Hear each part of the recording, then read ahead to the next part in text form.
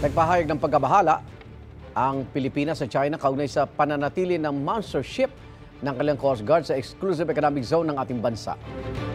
Ayon sa Department of Foreign Affairs, kasama ang monster ship sa mga binigyan diin nila sa Bilateral Consultation Mechanism o BCM sa Xiamen, China. Giit ng DFA, malinaw at walang pagbabago sa posisyon ng Pilipinas. Una na naghain ng diplomatic protest ang DFA dahil sa pananatili ng monster ship at iba pang mga barko ng China sa loob ng exclusive economic zone ng Pilipinas. Ayon sa Philippine Coast Guard, patuloy na binabantayan ng BRP Gabriela Silang ang monster ship para mapanatiling 70 nautical miles ang distansya nito sa Zambales coastline.